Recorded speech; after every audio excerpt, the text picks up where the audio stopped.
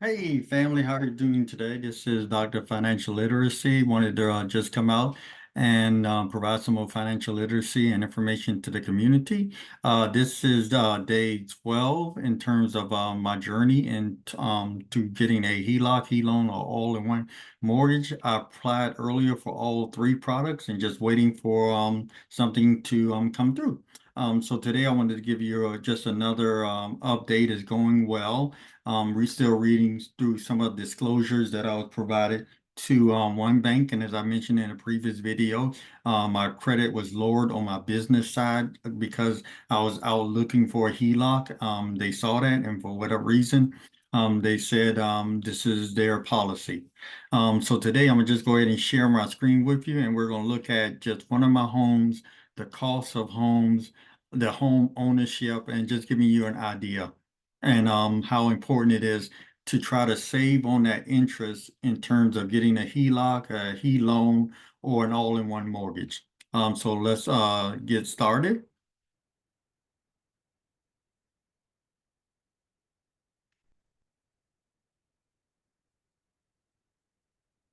Okay, and before I get started and getting further in, I just want to let everyone know that I am a political economist and entrepreneur. I grew up in public housing. We never had home ownership.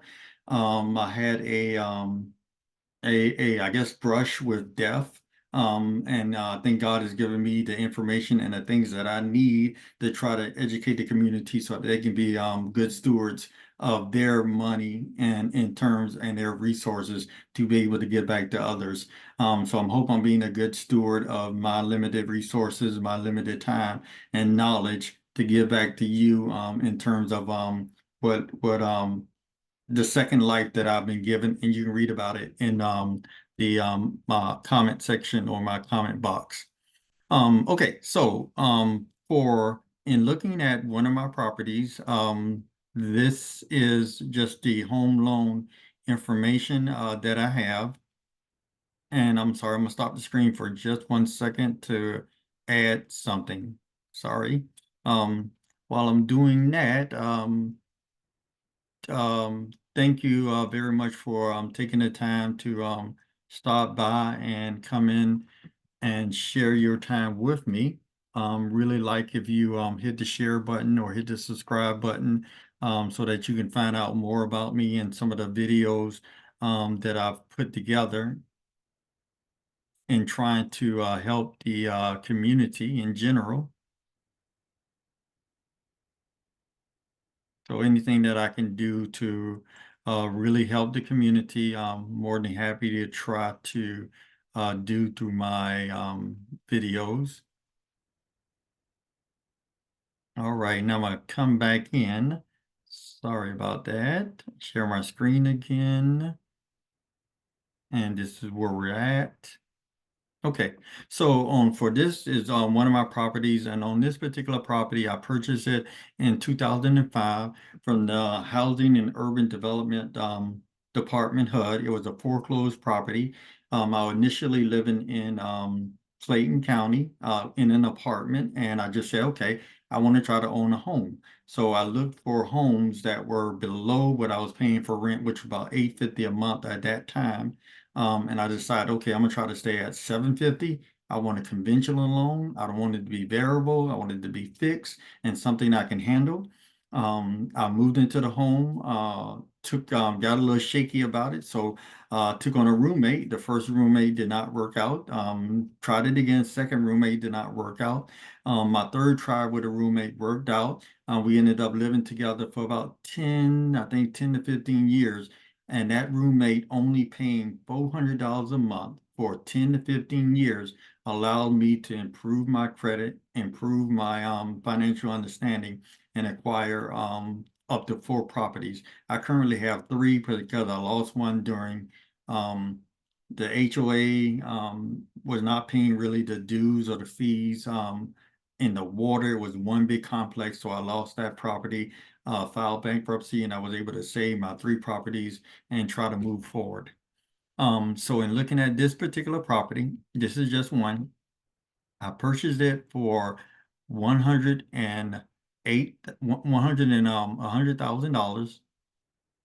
The interest paid over 30 years will be $111,385.25.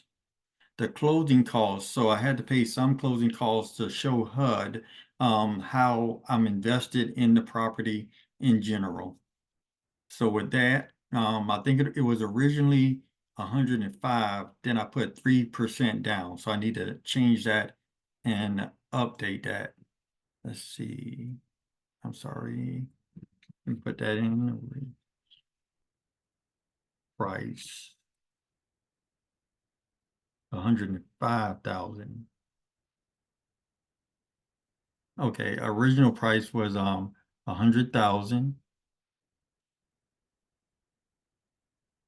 Okay, 5.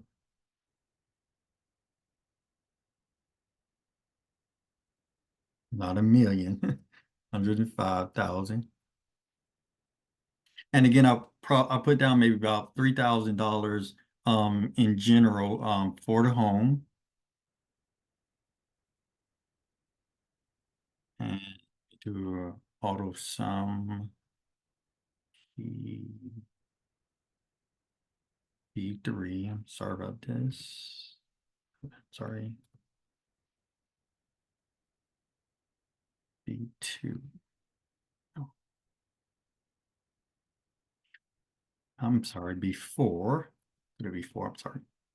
Okay, so excluding this, which was the original cost, looking at the interest of the loan, and we have the interest and then the closing costs, and so it came out to about $215,000.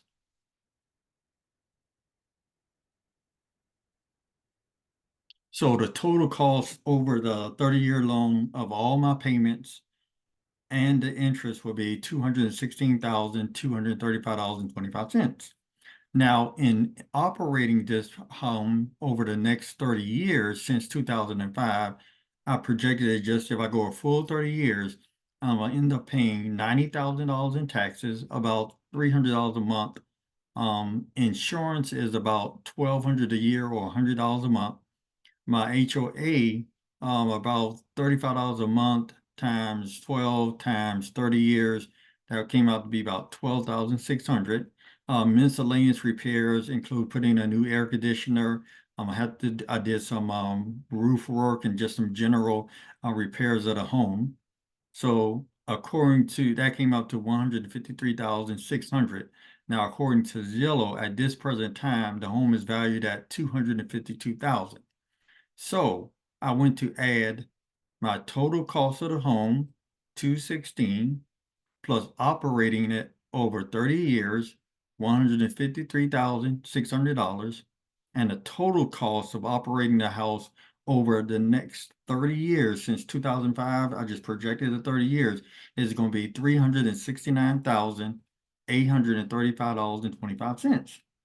Now, at this current time, I'm just taking what Zillow is valuing the home at and saying it's at $252,000. So that means there's a difference of 117,000. So the total 30-year cost 369, and then what it's appraised at now, there's a difference of $117,000.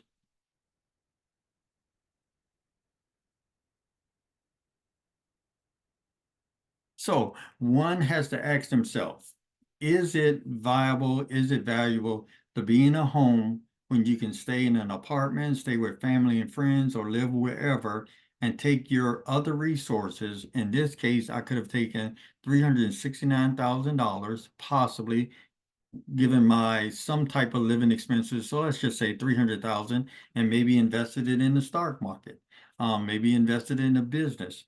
So this is what is called an opportunity cost. You pay one thing to do another.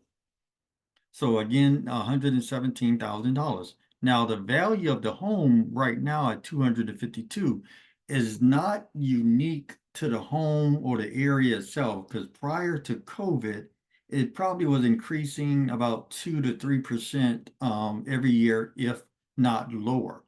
It's been COVID, the money that's been put into the economy, more money chasing fewer homes that has pushed this house up to the price that it is now. So without COVID and the inflation, this house would probably be valued at maybe 130,000. I think I looked at one time, it was 130,000 prior to COVID. So if given that amount, let's go ahead and change all of this down to, let's say, what it would have been pre-COVID. So we have total cost that is going to be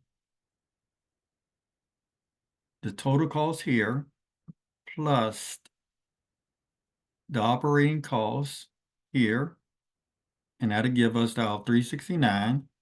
Now Zillow, let's say prior to COVID in 2019, I think it was valued at 130,000, which was the original cost of it in 2005.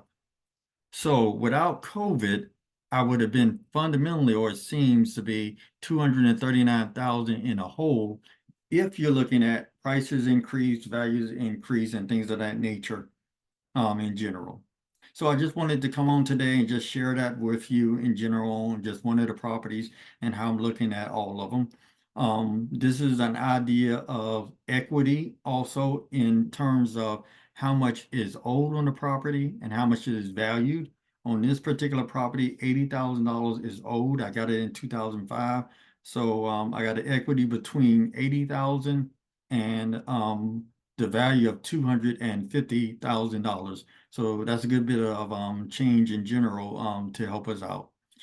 So again, thank you very much for stopping in. I really appreciate you continually to come along with me on this journey. If you have any questions or comments, please put them in the box.